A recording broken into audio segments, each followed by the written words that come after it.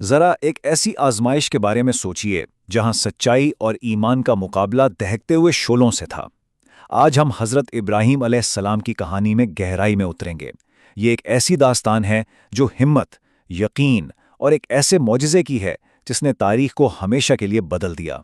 یہ پوری کہانی ایک بہت ہی دلچسپ سوال کے گرد گھومتی ہے: کیا آگ اپنی فطرت یعنی جلانے کی خاصیت کو بدل سکتی ہے؟ کیا یہ ہو سکتا ہے کہ جو شعلے سب کچھ جلا کر راکھ کر دیتے ہیں وہ کسی کے لیے ٹھنڈک اور سلامتی کا ذریعہ بن جائیں؟ اسی سوال کے جواب میں اس عظیم معجزے کا راز چھپا ہے۔ تو چلیے اس واقعے کو ٹھیک سے سمجھنے کے لیے سب سے پہلے اس عظیم شخصیت کو جانتے ہیں جن کا ایمان پہاڑوں سے بھی زیادہ مضبوط تھا، یعنی حضرت ابراہیم علیہ السلام۔ بات ہے بہت بہت پرانے وقت کی، ایک ایسے دور کی جب سچ بولنا اور سچ پر قائم رہنا کوئی آسان کام نہیں تھا۔ اس زمانے میں ایک نبی تھے، حضرت ابراہیم علیہ السلام۔ وہ اپنی بے پناہ ہمت اور سچائی کی وجہ سے جانے جاتے تھے، خاص طور پر ایک ایسی دنیا میں جہاں جھوٹ اور گمراہی عام تھی۔ اچھا، تو ان کی سب سے بڑی پہچان اور طاقت کیا تھی؟ وہ تھا ان کا ایمان، یعنی ایک اللہ پر ایسا پختہ یقین جسے کوئی چیز ہلا نہیں سکتی تھی۔ یہی وہ بنیاد تھی جس پر ان کا سارا پیغام قائم تھا، اور یہی وہ چیز تھی جو انہیں باقی سب سے الگ کرتی تھی۔ اب جب کوئی سچائی کا اعلان کرتا ہے تو ظاہر ہے اسے مخالفت کا سامنا بھی کرنا پڑتا ہے، اور یہیں سے حضرت ابراہیم علیہ السلام کے ایمان اور ان کی قوم کے عقائد کے درمیان ایک بڑی کشمکش شروع ہوئی۔ یہاں دو بالکل مختلف سوچیں آمنے سامنے تھیں۔ ایک طرف تھے حضرت ابراہیم جو ایک اللہ کی عبادت کی دعوت دیتے تھے، وہ اللہ جو پوری کائنات کا خالق ہے، اور دوسری طرف تھی ان کی قوم جو اپنے ہی ہاتھوں سے بنائے ہوئے پتھر کے بے جان بتوں کے آگے جھکتی تھی۔ وہ اپنی قوم کو بڑے سیدھے سادے انداز میں سمجھانے کی کوشش کرتے تھے۔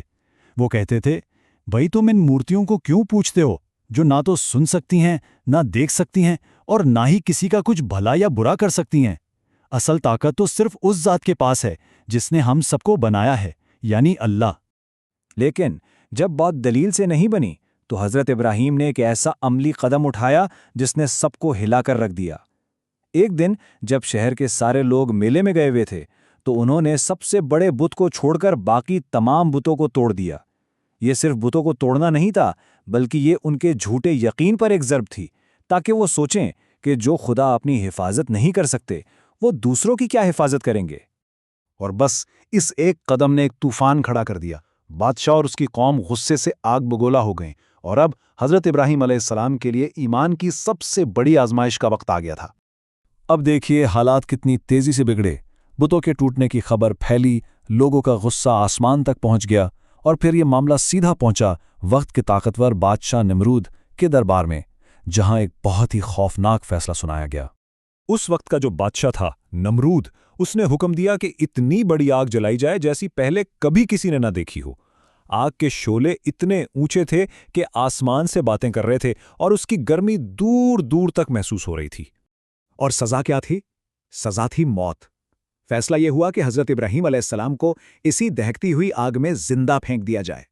سوچے، یہ ان کے ایمان کا کتنا بڑا اور کتنا کٹھن امتحان تھا۔ لیکن ایک بات یاد رکھنے کی ہے، جہاں انسان کی ساری طاقت اور تدبیریں ختم ہو جاتی ہیں، ٹھیک وہیں سے کائنات کے مالک کی قدرت شروع ہوتی ہے۔ اور پھر وہ لمحہ آ گیا، جیسے ہی حضرت ابراہیم علیہ السلام کو آگ میں پھینکا گیا، وہاں موجود ہر شخص ایک ایسا منظر دیکھنے والا تھا جس کا کسی نے تصور بھی نہیں کیا تھا۔ ایک ناقابل یقین معجزہ ہونے والا تھا۔ اور پھر کائنات کے خالق نے اپنی ہی بنائی ہوئی ایک چیز یعنی آگ کو براہ راست حکم دیا۔ یہ کوئی معمولی حکم نہیں تھا، یہ فطرت کے اصولوں کو بدل دینے والا فرمان تھا۔ اے آگ، ابراہیم پر ٹھنڈی اور سلامتی والی ہو جا۔ اور آگ نے فوراً اپنے رب کا حکم مانا۔ وہ آگ جو سب کچھ جلا کر راکھ کر دیتی ہے، وہ حضرت ابراہیم علیہ السلام کا ایک بال بھی بکا نہ کر سکی۔ وہ اس کے بیچ میں بالکل محفوظ اور پرسکون کھڑے رہے۔ تو یہ صرف ایک معجزے کی کہانی نہیں ہے، یہ واقعہ آج بھی ہمارے لیے ایمان اور بھروسے کے کچھ بہت گہرے سبق رکھتا ہے۔ تو آخر اس پورے واقعے سے ہمیں کیا سیکھنے کو ملتا ہے؟ پہلی بات کہ ہمیشہ سچ کا ساتھ دینا چاہیے، چاہے راستہ کتنا ہی مشکل کیوں نہ ہو۔ دوسری بات، اللہ کی ذات پر مکمل بھروسہ رکھنا چاہیے، خاص طور پر جب لگے کہ سارے راستے بند ہو گئے۔ اور سب سے اہم بات یہ یقین رکھنا چاہیے کہ اللہ اپنے ماننے والوں کو کبھی تنہا نہیں چھوڑتا۔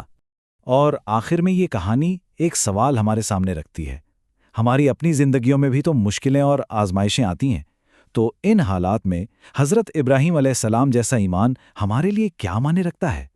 یہ ایک ایسا سوال ہے جس پر ہم سب کو سوچنا چاہیے۔